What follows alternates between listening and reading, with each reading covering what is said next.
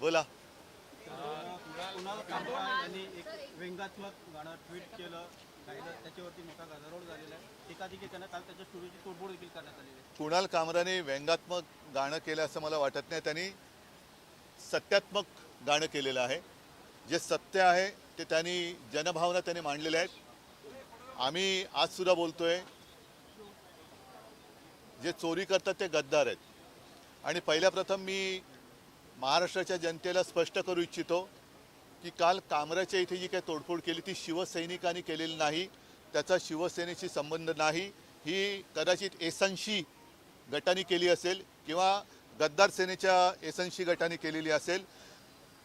मुळामध्ये हे जे राज्य चालले ते छत्रपती शिवाजी महाराजांच्या आदर्शाने चालले की गद्दारांच्या आदर्शाने चाललेलं आहे. हा आता एक सोक्षमोक्ष लावण्याची वेळ आलेली आहे. आणि काल जे भेकड लोक आहेत त्यांना त्या गाण्यावरनं तथाकथित त्यांच्या गद्दार नेत्याचा अपमान झाला असं वाटलं म्हणून तोडफोड केली. हे गद्दार यांना छत्रपती शिवाजी महाराजांचा अपमान करणारा कोरटकर दिसत नाही, राहुल सोलापूरकर दिसत नाही. कोश्यारीने अपमान केला होता तेव्हा कोश्यारींचा निषेध करण्याच्या ह्यांचा धाडस नाही. हे भेकड लोक आहेत आणि गद्दारच आहेत. त्याच्यामुळे कुणाल कामराने काही अयोग्य केले असं माझं मत नाही. कुणाल कामरानी जनभावना व्यक्त केलेल्या आहेत. आणि मुख्यमंत्री महोदयांना मी सांगू इच्छितो की न्याय सगळ्यांना सारखा पाहिजे. नागपूरच्या दंगलीमध्ये ज्यांचं नुकसान झाले त्यांना नुकसान भरपाई तुम्ही देणार आहात.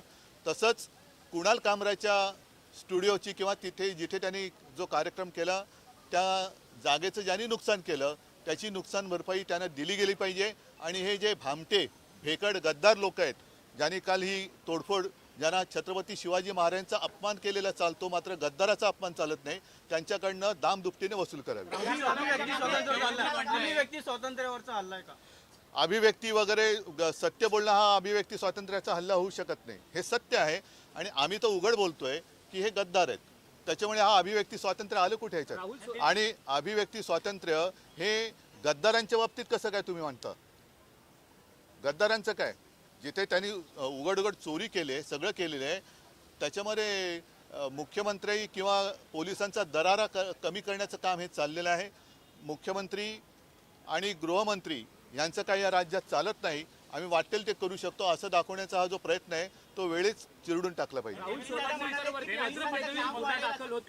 पोलिसांचं काम वाढेल, कायदा सुव्यवस्था बिघडेल अशी कुठलीही कृती करू नये असा सल्ला अजित पवारांनी दिला. अजित पवारांना मी धन्यवाद देतो, पण मुळात त्यांच्या आजूबाजूला बसणारी लोकच जर असं काम करत असतील तर पहिलं त्यांना आवरलं पाहिजे. त्यांनी त्यांनी म्हटलेलं आहे की विरोधी पक्षावरच्या आमदारांनी देखील कुणाल कामराचं समर्थन केलेलं आहे आणि मी नाही करत.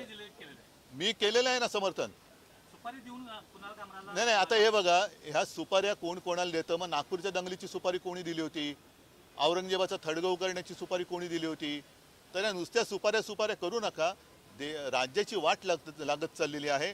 आणि गद्दारांचं उदात्तीकरण जर फडणवीसांना मान्य असेल तर मला असं वाटतं देवसुद्धा त्यांना वाचू शकेल की नाही. त्यांचं पद हे म्हण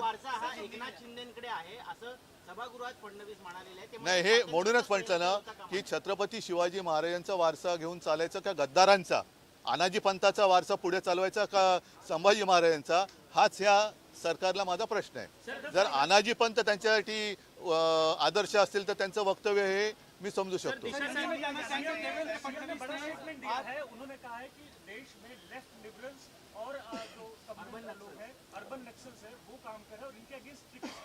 फिर आप गृहमंत्री हो ना, डबल इंजन चल रही है ना सरकार. पूरा देश आपके हाथ में, महाराष्ट्र आपके हाथ में, उसके बावजूद नागपुर में दंगा कैसे होता है? तो जवाब देना चाहिए उन्होंने. कुणाल कामरा ने, मुझे नहीं लगता कुछ गलत कहा है. गद्दारों को गद्दार करना ये किसी पर हमला करने की बात नहीं है. जो गद्दार है वो गद्दार है.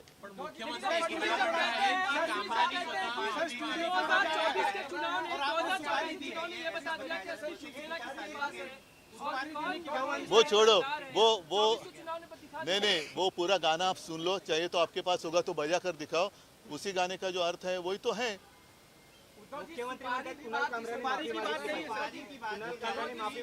नाही, कुणाल कामरा जे सत्य आहे ती जनभावना बोललेला आहे. आणि असं जर असेल तर तुम्ही सांगा की जो कोणी सत्य बोलेल, सत्यमेव जयते खोडून टाका आणि गद्दारमेव जयते लावा. उद्धव जी सिपाही की बात कर रहे हैं, अभी शिवसेना के नेता सदन में हंगामा किए, बाहर हंगामा नहीं, इस हमले से शिवसेना का कोई संबंध नहीं. ये गद्दार सेना ने किया है, इसका कोई शिवसेना से लेना देना नहीं है. जिसके खून में गद्दारी है वो शिवसैनिक हो ही नहीं सकता. गद्दारांचं उदात्तीकरण करणारा आणि शिवरायाचा अपमान झाला असताना गप्प बसेल हा शिवसैनिक असू शकत नाही. ठीक है, नहीं उनकी बात है वो उनके पास, क्योंकि उनको अभी उनके अगर वो गोद में बैठी है तो उनको संभालने के अलावा और क्या करना चाहिए. कार्रवाई जो हो रही है, नागपुर में बुलडोजर एक्शन हो रहा है सत्याग्रह के आरोपियों पर, बुलडोजर की कार्रवाई नहीं, हर जगह एक ही नहीं अपना. फिर जिसने दंगा भड़काया उनके ऊपर कार्रवाई क्या करेंगे आप. पूरी जांच करो और जो भी है उसमें गुनेगार करो. रायगडावरती वाघ्या कुत्र्याची समाधी हटवण्याची मागणी बघा, संभाजीराजे मला असं वाटतं की एकूणच याच्या बाबतीत जे कोणी आपल्यात खरोखर इतिहास तज्ज्ञ राहिले असतील त्यांची मदत घ्यायला पाहिजे.